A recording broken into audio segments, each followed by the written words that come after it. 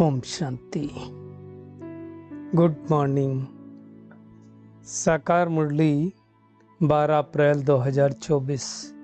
बाबा का मीठा मीठा पत्र हम मीठे मीठे बच्चों के मीठे मंथन के लिए। मंथन शुरू करने से पहले प्रेम के सागर शिव बाबा की प्रेम भरी किरणों के नीचे बैठ जाते हैं और अनुभव करते हैं कि मैं प्रेम स्वरूप आत्मा हूं, प्रेम के सागर की संतान हूं। आज की साकार मुरली में बाबा ने दो चीजों के ऊपर बहुत ध्यान दिया है। एक है कॉन्ट्रैक्ट और दूसरा है सर्विस। अब दुनिया में कहावतों में ही लोग कह देते हैं हमने तो जैसे इनका काम करने का ठेका लिया है। क्या कॉन्ट्रैक्ट का मतलब क्या होता है कि मुझे ये काम करना ही है। मैं बहुत छोटा था तो जो गांव की बात है, धान की रोपाई होती ना, तो एक बार चाचा ने कहा कि ये वाला हमने ठेके में दिया है। तो मेरे को समझ में नहीं आ रहा था कि ठेके का मतलब क्या होता है। बाद में पता चला कि ठेके का मतलब है कि इतने रुपए आपको इस काम के मिलेंगे। तो उनका फिक्स हो जाता था कि मुझे ये काम करना है तो इतने पैसे मिलेंगे। मैं कितने टाइम में करता हूँ ये मेरी अपनी रिस्पॉन्सिबिलिटी है, कितने टाइम में करूँगा। तो अब कॉन्ट्रैक्ट में हमने देखा कि फिर लोग जल्दी जल्दी करते हैं। धीरे धीरे अभी ये बेहद का कॉन्ट्रैक्ट हो गया। आप देखो सब जगह कॉन्ट्रैक्ट सिस्टम ही हो गया। कोई भी बड़ा काम होता हो, चाहे आप PWD ले लो, रेलवे ले लो, कहीं भी सब जगह कॉन्ट्रैक्टर के बगैर तो कुछ होता ही नहीं। क्यों? क्योंकि जो एम्प्लॉय है वो ठीक से कर नहीं रहे। कॉन्ट्रैक्टर क्यों कर रहे हैं? क्योंकि कॉन्ट्रैक्टर को ज्यादा फायदा हो रहा है। वो अपने मन मुताबिक रेट लेते हैं, मन मुताबिक मटेरियल लगाते हैं। तो वो कॉन्ट्रैक्टर का काम है कि ये काम को समय के अनुसार पूरा करना, और अगर समय में पूरा नहीं करते तो उनको पेनल्टी भी लगती है। तो भगवान ने कौन सा कॉन्ट्रैक्ट उठाया है? भगवान ने इस सृष्टि को खुशबूदार फूल बना करके वापस घर ले जाने का कॉन्ट्रैक्ट उठाया। अब भगवान के कॉन्ट्रैक्ट में और ह्यूमन के कॉन्ट्रैक्ट में फर्क है। भगवान ने जो कॉन्ट्रैक्ट लिया है उनको तो टाइम से पूरा ही करेंगे। ऐसा थोड़ी होगा कि आज कहा और कल ना हो। इसमें कोई लेट नहीं हो सकता, कोई प्लांटी है ना, प्लांटी की बात नहीं है। भगवान का काम तो समय पर होगा ही होगा। क्योंकि बाबा ने कहा बाप सर्विस के बगैर रह नहीं सकते। अब भगवान ने अगर इतना बड़ा कॉन्ट्रैक्ट लिया है तो कई बार बड़े बड़े कॉन्ट्रैक्टर में पेटी कॉन्ट्रैक्ट होते हैं। पेटी कॉन्ट्रैक्टर मतलब होता है उनका छोटे छोटे टुकड़ों में उनको कॉन्ट्रैक्ट दे दिया जाता है। तो भगवान के हम सब कौन हो गए? अगर इस विश्व की स्थापना में हम निमित्त हैं तो हम पेटी कॉन्ट्रैक्टर हो गए। तो अगर भगवान का काम पूरा कराना है तो हमें क्या करना पड़ेगा? भगवान का मददगार करना पड़ेगा। और सबसे बड़ा भगवान का कॉन्ट्रैक्ट है पतितों को पावन बनाना, पतित दुनिया को पावन दुनिया बनाना, कलयुगी दुनिया को सतयुगी दुनिया बनाना, भ्रष्टाचारी को शिष्टाचारी बनाना। ये भगवान का कॉन्ट्रैक्ट है, भगवान का कार्य है। बाबा ने कहा कोई तो ये बात समझते हैं, कोई निश्चय नहीं, कोई तो सोचते नहीं है दुनिया बदलने वाली। भगवान कह रहा है दुनिया बदलने वाली, लेकिन हर कोई तो मानेगा नहीं। अब मुझे ये चेक करना है कि मुझे कितना निश्चय है कि दुनिया बदलने वाली है, और अगर निश्चय है तो उस निश्चय के आधार पर मैं कितना भगवान का मददगार बना हूं, कितनी सेवा करता हूं। क्योंकि बाबा ने आज सर्विस के ऊपर भी बहुत जोर दिया। सर्विस करना माना क्या? बाबा ने कहा चलो सेंटर पे समर्पित हो गए। समर्पित तो हो गए। पहले भी बाबा ने कहा घर पे रोटी बनाते थे, सब्जी बनाते थे, यहाँ भी आकर के रोटी सब्जी बनाते हो। इसका कोई मतलब नहीं सेवा से। नई बात क्या है? सर्विस का सबूत देना। और सर्विस का सबूत क्या है?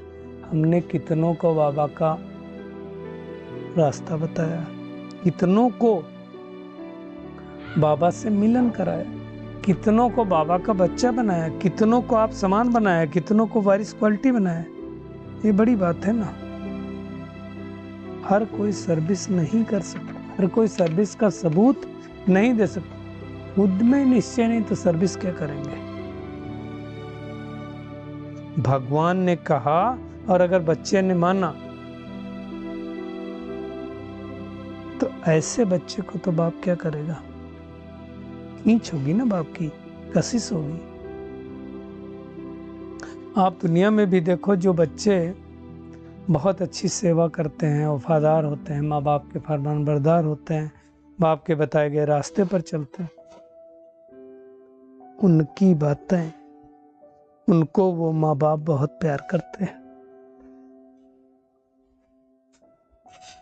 तो भगवान ने कहा सबसे बड़ा काम, तो बाबा ने कहा आत्मा समझकर बैठो। ये भी तो फरमान है बाबा को। निश्चय करो कि हम पुरुषोत्तम संगम युग में, ये भी याद रहना चाहिए ना। आज तो बाबा ने कमाल किया, ये भी कहा कि अगर कोई आत्मा बाबा के अलावा किसी और को याद करती है तो ये भी विकर्म है। डबल अंडरलाइन करेंगे हम सब। बाप माना बाप ना। तो बाबा कहता है भगवान तो चुंबक है, चुंबक खींचेगा, परंतु किसको खींचेगा? जो बच्चे आत्माभिमानी होंगे, जो बच्चे बाबा की सर्विस पर तत्पर रहेंगे। बाबा कहते हैं मैं उनको ही देखता हूँ किस प्रकार का फूल है, खुशबू है कि नहीं है, उनमें ही कशिश होती है।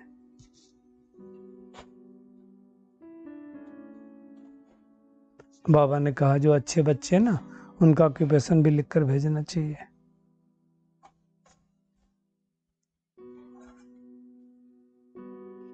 बाबा ने कहा जो चुस्त ब्राह्मणियां होती ना, वो लिखवा करके भेजती हैं। बाबा तो देखता है ना कौन कितनी सर्विस करता है, इसको सर्विस के बगैर आराम आता कि नहीं आता है। परंतु सर्विस करते नहीं अगर हैं और योग में बैठते नहीं तो ज्ञान की धारणा भी नहीं होगी, तो क्या पद पाएंगे? देखिए, हमारा योग पावरफुल होना चाहिए, ज्ञान की धारणा होनी चाहिए, तो सेवा कर सकते हैं। ज्ञान की समझ होनी चाहिए, अगर नहीं है तो क्या पद पाएंगे? बाबा ने आज याद किया उन बच्चों को जो सेंटर को संभालते हैं। उनका एक एक का बाबा ने कहा पोता मेल भेजना चाहिए। सालिम बच्चे हैं, वही तो सेंटर को संभालेंगे। उनको भी बाबा भी प्यार करता है, याद करता है। योग नहीं होगा अगर हमारे अंदर, तो कशिश नहीं होगी, खींच नहीं होगी। तो हमें क्या करना है? योग बढ़ाना है। और वो मेहनत थोड़ों से होती, सबसे नहीं होती। विश्व का मालिक बनना कोई मासी का घर नहीं है। योग बल का अच्छा जौहर चाहिए, तब बनेंगे ना। तो देखो भोलानाथ बाबा भोली भाली माताओं के द्वारा कितना ऊंचा ज्ञान हम सबको सुना रहा है। तो कितने भाग्य की बात है ना।